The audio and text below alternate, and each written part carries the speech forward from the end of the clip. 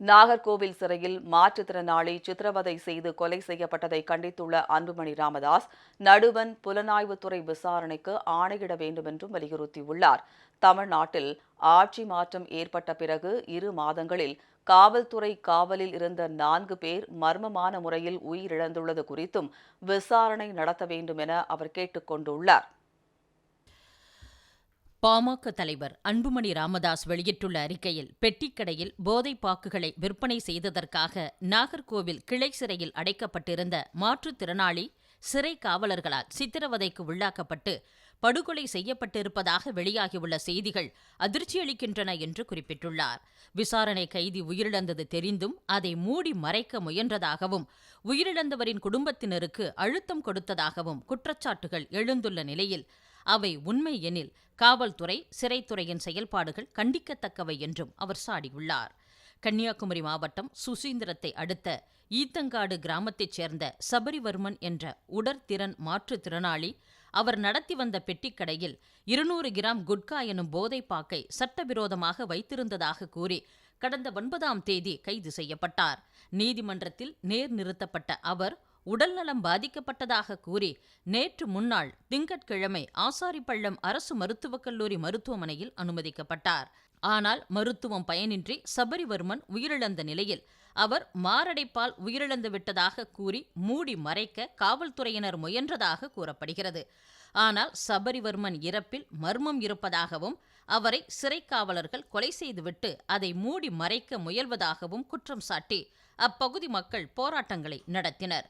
அதைத் தொடர்ந்து நீதிபதி முன்னிலையில் நடத்தப்பட்ட உடற்கூறாய்வில் சபரிவர்மனின் உடலில் 19 காயங்கள் இருந்ததும், குறைபாடுள்ள வலது கை 3 இடங்களில் உடைக்கப்பட்டிருந்ததும், இடது கை, 2 கால்கள், தலை, மார்பு ஆகிய உறுப்புகளும் கொடூரமாக தாக்கி காயப்பட்டிருப்பதும் தெரியவந்தது.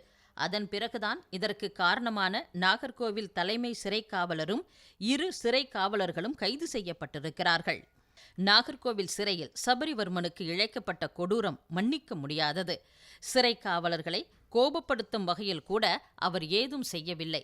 ஒரு தவறும் செய்யாத என்னை எதற்காக சிறையில் அடைத்து வைத்திருக்கிறீர்கள் என்று கேட்டு அவர் தொடர்ந்து ஓலமிட்டிருக்கிறார்.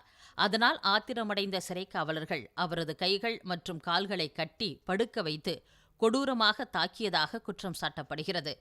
தாக்குதலில் காயமடைந்த சபரிவர்மன் ஞாயிற்றுக்கிழமை இரவே இறந்துவிட்டதாக கூறப்படும் நிலையில் அவரை திங்கட்கிழமை காலை உயிருடன் மருத்துவமனைக்கு அழைத்துச் சென்றதாகவும், அங்குதான் அவர் உயிரிழந்து விட்டதாகவும் சிறைத்துறையினர் ஒரு நாடகத்தை எழுதி அரங்கேற்றியுள்ளதாக கொல்லப்பட்டவரின் குடும்பத்தினரும் உறவினர்களும் குற்றம் சாட்டியுள்ளனர். சபரிவர்மன் உயிரிழந்த பிறகும் கூட அவர் இயற்கையாகவே மரணமடைந்ததைப் போலவும், அவரது மறைவுக்கும் சிறைத்துறையினரின் தாக்குதலுக்கும் எந்த சம்பந்தமும் இல்லை என்பது போலவும் ஒரு தோற்றத்தை ஏற்படுத்த காவல்துறையும் சிறைத்துறையும் முயன்றதாக கூறப்படுகிறது. இறந்து போன சபரிவர்மனின் உடலை உடனே வாங்கிச் சென்று தகனம் செய்யவும் உறவினர்களுக்கு காவல்துறை அழுத்தம் கொடுத்ததாக குற்றம் சாட்டப்படுகிறது. ஆனால் அதற்கு குடும்பத்தினர் உடன்பட மறுத்து போராடியதால்தான் தாமதமானதாலும் கூட பாதிக்கப்பட்ட குடும்பங்களுக்கு நீதி கிடைத்துள்ளது. இல்லாவிட்டால் இந்த கொலை மூடி மறைக்கப்பட்டிருக்கும்.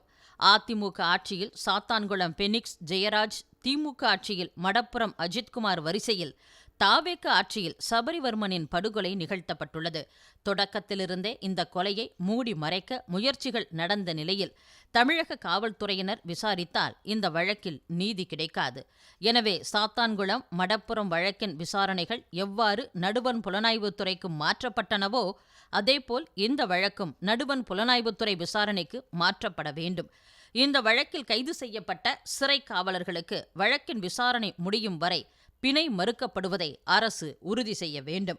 தமிழ்நாட்டில் ஆட்சி மாற்றம் ஏற்பட்டதற்கு பிந்தைய 2 மாதங்களில் காவல்துறையினரின் காவலில் இருந்த 4 பேர் மர்மமான முறையில் உயிரிழந்துள்ளனர்.